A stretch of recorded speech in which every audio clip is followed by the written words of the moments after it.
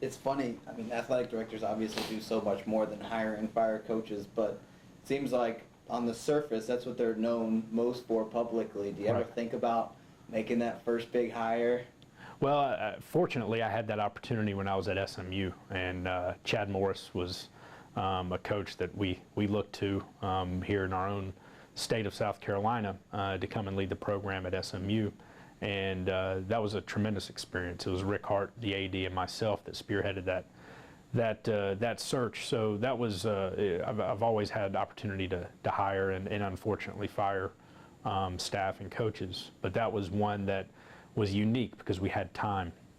Oftentimes you're doing things very quickly because it happens at the end of a season, and June Jones left after the second game of the year, provided us a unique opportunity to go and proactively recruit coaches and tell our story and about the resources that SMU had, and getting to know Chad and Paula and his kids and their family and what he was about, and then obviously what he was part of building at Clemson, culminating in a national championship led by one of his recruits, and Deshaun Watson. We knew that Chad was the perfect fit for what we needed at SMU. So it's really about identifying the fit and what coach fits your specific need at that given time. And at that time, we knew we needed a Texas high school coach, somebody that was really ingrained in the culture of Texas and can build those relationships with Texas high school coaches, and that was offensive minded, that would bring an exciting, prolific offense to our fan base to generate support in terms of attendance. And Chad was the guy from day one, and fortunately the feeling was mutual.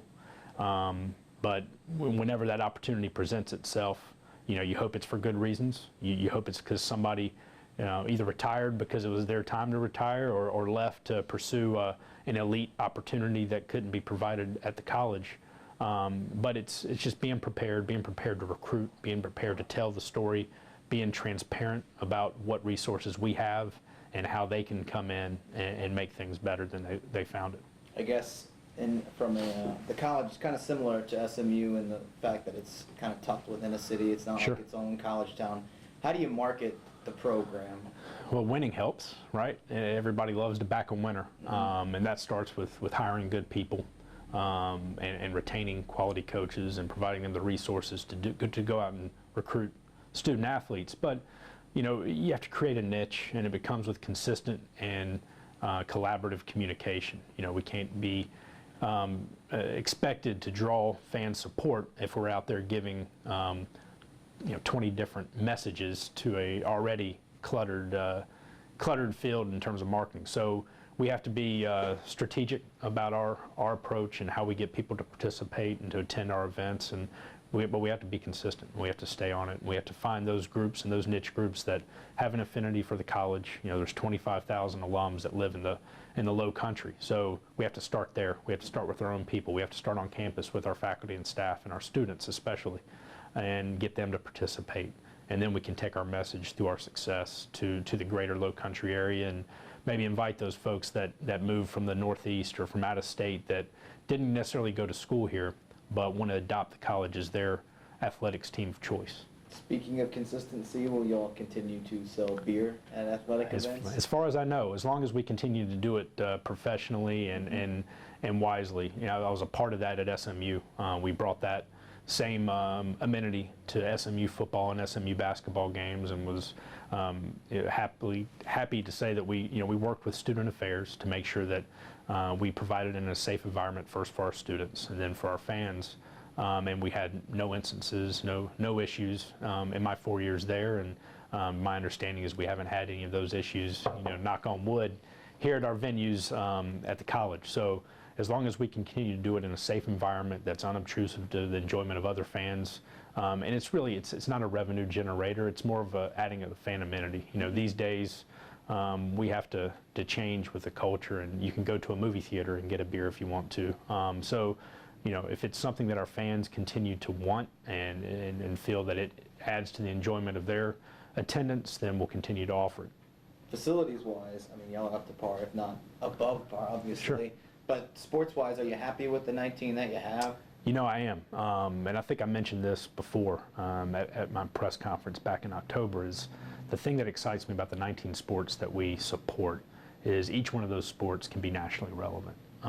Football is difficult if you're not in the Power Five, and even if you're in the Power Five, it's really hard to be relevant because of the amount of resources that go into it.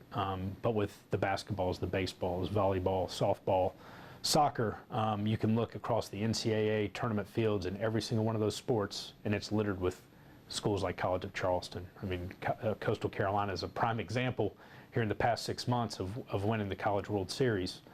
So it's attainable, you know, even in our conference, the CAA, VCU, George Mason, going to the Final Four in the CAA, and that was before they had, VCU had renovated their arena and built a brand new arena. So yes, we're very happy with the 19 sports that we offer, and some of our sports are already nationally relevant, nationally competitive, like our sailing program and golf programs. But we can always get better in those sports, and we need to make sure that our other sports are elevating their play. But it takes resources, and it takes a community and an alumni base that believes in that and is willing to support that effort. Awesome. You ready to sit in the hot seat? Yeah. All right. South Carolina or North Carolina barbecue? Well, I'm from North Carolina, so I got to go with North Carolina. However, I'm a South Carolinian now, so I'm willing to learn. So it's a very PC answer. Yep. I get you. OU football or North Carolina basketball? Both, because they don't play each other. I mean, which one is bigger? Well, North Carolina basketball, just because that's what I grew up with, and that's larger state. It's hard. I mean, they both have tremendous success, longevity of success, but North Carolina basketball seemed to have fewer lulls than Oklahoma football over the years. I guess back to barbecue because I love it. Sure. Texas barbecue or North Carolina? North Carolina barbecue, without hesitation, unless you're talking about beef or brisket, then Texas What barbecue. makes North Carolina barbecue so good? It's pork shoulder, the sauce. I'm a big fan of the vinegar-based sauce, and you live there for 30 years. Throughout your adulthood, you kind of get brainwashed. So it's hard to get out of that rut. Although Texas barbecue has some pretty good spots. It's in your blood, huh? It is. Cool. It is. I guess any sports teams that you're a big fan of? Professionally, Yeah. grew up an Atlanta Braves fan. Got an affinity for the Chicago Cubs through Mark Grace and watching them on WGN. So Braves fan by birth and through my dad and my youth, but grew into a Cubs fan as well. So Cubs and Braves, pull for the Cowboys. You know, growing up in North Carolina, even though the Panthers came along later, really was more of a college atmosphere. So living in Dallas, getting to know some of the administrators and coaches, and having Tony Romo and Jason Garrett and some of those guys come to SMU games, I kind of grew an affinity for the Cowboys even before they went 13-3. America's team, right? Apparently, only when they're winning. That's true. Cool.